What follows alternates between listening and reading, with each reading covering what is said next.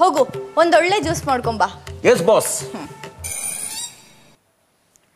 ಮುನಿಯಮ್ಮ, ನಾಳೆಯಿಂದ ಮನೆ ಕೆಲ್ಸಕ್ಕೆ ಬರೋದು ಬೇಡ.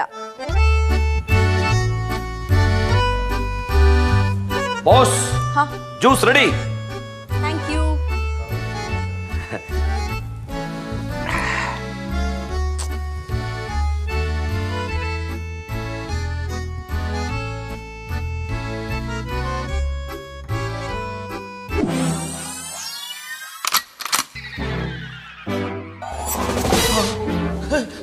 ಯಾರು ನೀವು?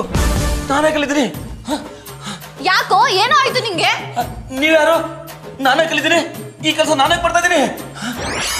ನಿನ್ ಹೆಂಡತಿ ನಿನ್ನ ನನಗೆ 1 ಲಕ್ಷಕ್ಕೆ ಮಾರ್ಬಿಟ್ಟು ಫಾರಿನ್ಗೆ ಹೋಗೋಳೆ. ಹೌದಾ? ಇನ್ ಮುಂದೆ ನಮ್ಮ ಮನೆ ಕೆಲಸ ಮಾಡ್ಕೊಂಡು ಇಲ್ಲೇ ಬಿದ್ದಿರ್ಬೇಕು ಅಷ್ಟೇ. ಹೌದಾ? ಹೌದು. ನೀರು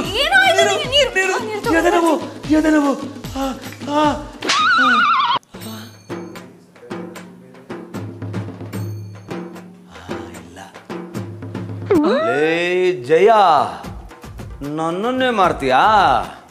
ನೀನು ಬರೀ ಜಯ ಮಲ್ಲ ಕಣೆ, ಝಲ ಜಯ. ನೀನು ಮಾಡ್ತೀನಿ ನೋಡು.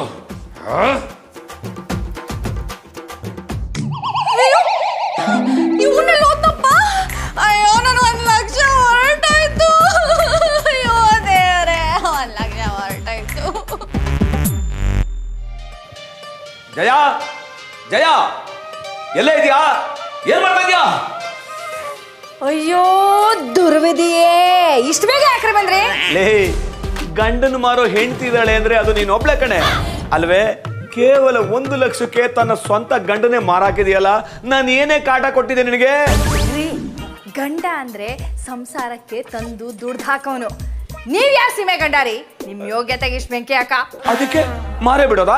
ನನ್ಗಿದ್ದಿದ್ ಲಾಸ್ಟ್ ಆಪ್ಷನ್ ಅದೇ. ನನ್ನನ್ನು ಕೇಳಿದ್ರೆ ಒಂದು ಒಳ್ಳೆ ಐಡಿಯಾ ಕೊಡ್ತಾ ಇದ್ನಲ್ಲೇ, ದುಡ್ಡು ಮಾಡೋದು ಹೆಂಗೆ ಅಂತ. ಈಗ್ಲೂ ಬೊಗಳಿ, ನಿಮ್ ಬಾಯಿ ಏನ್ ಬಿದ್ದೋಗಿದ್ಯಾ? ನೋಡೇ, ಟ್ಯೂಷನ್ ಮಾಡ್ತಾ ಇದೀವಿ ಅಂತ ಮನೆ ಮುಂದೆ ದೊಡ್ಡದಾಗ ಒಂದು ಬೋರ್ಡ್ ಹಾಕೋಣ. ಹಾಕ್ಬಿಟ್ಟು ತುಂಬಾ ಜನ ಮಕ್ಕಳು ಅಡ್ಮಿಷನ್ ಆಗ್ತಾರೆ. ಆಗ್ಬಿಟ್ಟು ಅವರಲ್ಲಿ ಒಬ್ಬ ಶ್ರೀಮಂತರ ಮಗನ ನಾವೇ ಕಿಡ್ನಾಪ್ ಮಾಡಿ ನಿಮ್ಮ ಮಗನ ಬಿಡುಗಡೆ ಮಾಡಬೇಕು ಅಂದ್ರೆ 10 ಲಕ್ಷ ಕೊಡ್ಬೇಕು ಅಂತ ನಾವೇ ಫೋನ್ ಕಾಲ್ ಮಾಡೋಣ. ಹೆಂಗೆ ಐಡಿಯಾ? ಡಬ್ಬಾ ತರ ನಿಮ್ ಬಾಣ್ಲಿ ತಲೆ ಇದಿಲ್ಲ ಹಂಗೆ. ಈ ಐಡಿಯಾನ ಆಲ್ರೆಡಿ ಒಬ್ರು ಯೂಸ್ ಮಾಡಿ ಜೈಲ್ಗೆ ಹೋಗಿ ವಾಪಸ್ ಬಂದಾಗಿದೆ. ನಾವ್ ಈ ಐಡಿಯಾನ ಯೂಸ್ ಮಾಡಿದ್ರೆ ಏನಾಗ್ತೀವಿ ಗೊತ್ತಾ? ಅಮ್ಮ, ತಾಯೇ, ಏನಾದ್ರೂ ಇದ್ರೆ ಹಾಕಿ ಅಮ್ಮ.